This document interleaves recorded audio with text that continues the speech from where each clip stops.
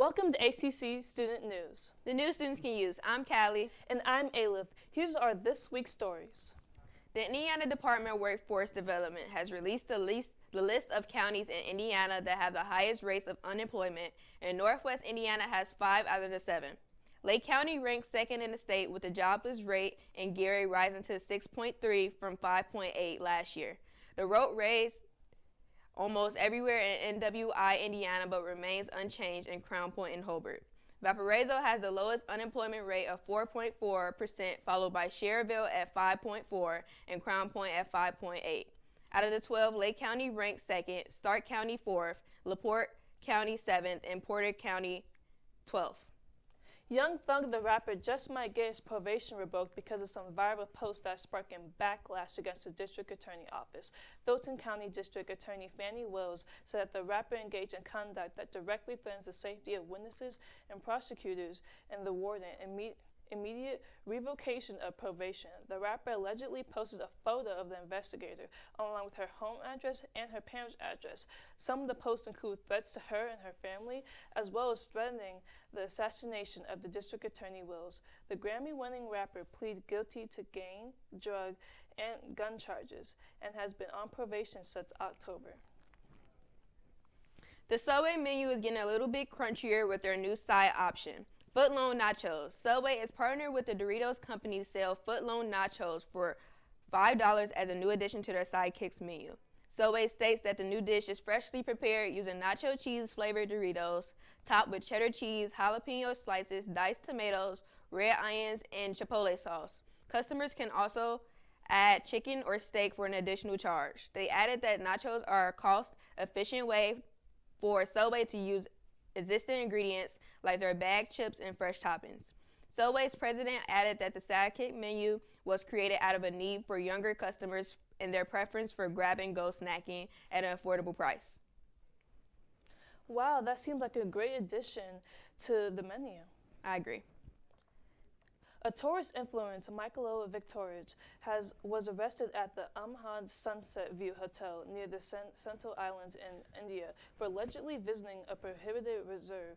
Police reports state he briefly landed on the island for about 5 minutes, left offerings on the shore, collected sand samples, and took a video of the island. The offering includes cans of Coke and coconut. He then got back on his boat where he saw tribes inhabitants and took several other pictures of them. Michael stated that he only landed after seeing no inhabitants on the island. Although before stepping foot on the island, he spent over an hour in the boat blowing the whistle in hopes to draw inhabitants near the ports, and also state previously landed on the island twice before and after this incident. The Indian government, who are responsible for keeping the tribes close, stated even just taking a picture of the island is punishable up to 3 years in prison. Val Kilmer, the homegrown Hollywood actor who rose to leading man fame as Jim Morrison in The Doors and later donned the cape as Batman in Batman Forever, has died at the age of 65. Kilmer passed away Tuesday in Los Angeles. His daughter, Mercedes Kilmer, confirmed the cause was pneumonia. Though he was diagnosed with throat cancer, in 2014 she said he had later recovered. Known for his talent and mystery, Kilmer's legacy spans blockbuster hits and unforgettable roles. Zelle, the popular baking app, has announced that it will be closing down for good, but the services itself will not be completely closed. The app Zelle was created in 2017 by 30 banks to rival against other payment apps.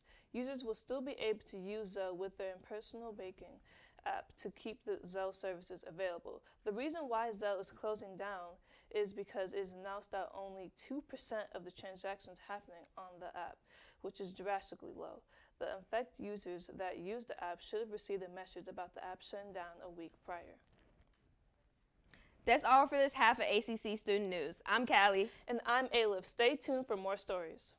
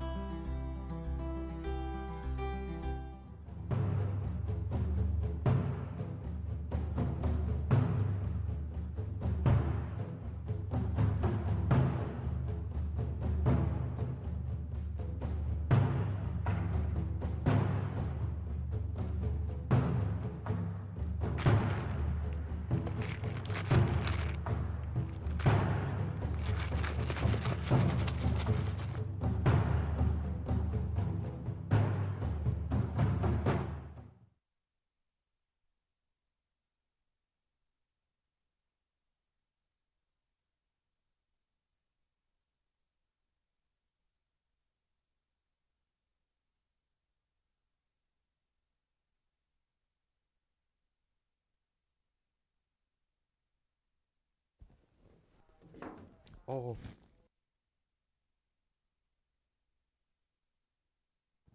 Welcome back to ACC Student News. I'm Trae. And I'm Jori. Here are some more stories. A 17-year-old track and football player lost his life at a Texas track meet when he was stabbed in the heart after a confrontation over a seat. Texas high school football star Austin Metcalf was stabbed by a 17-year-old from a different school. According to the victim's father, the son got stabbed when he asked the suspect to leave their school's tent.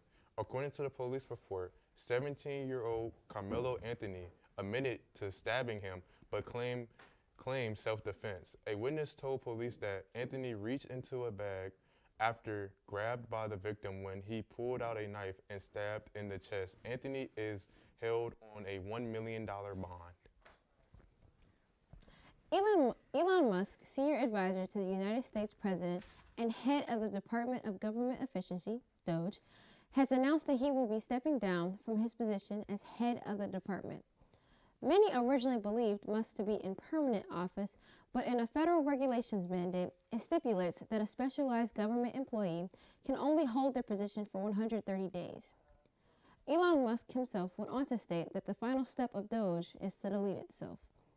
Musk will officially leave May 30th of this year, going back to his company Tesla.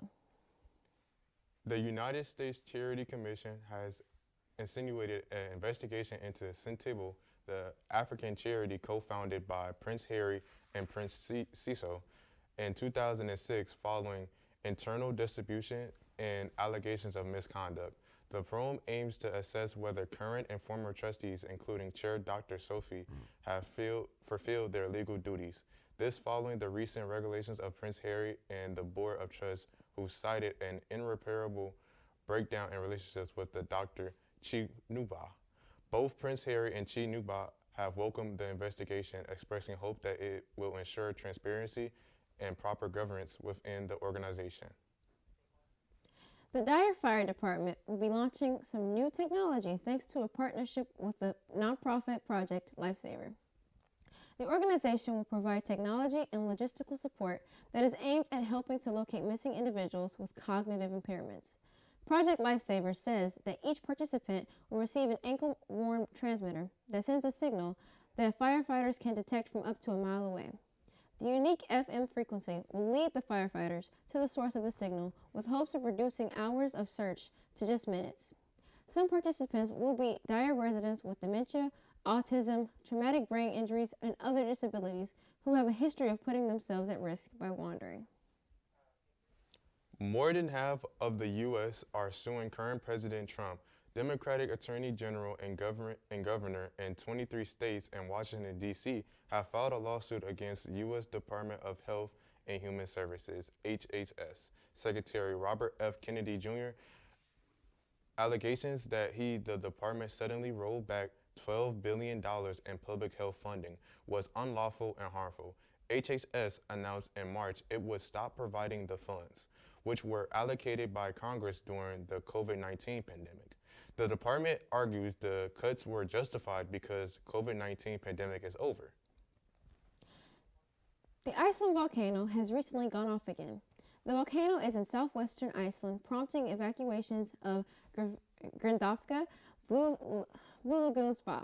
It appears the lava fissure appears to have halted its growth and movement towards the town on Tuesday, but not before forcing evacuations of residents and tourists alike.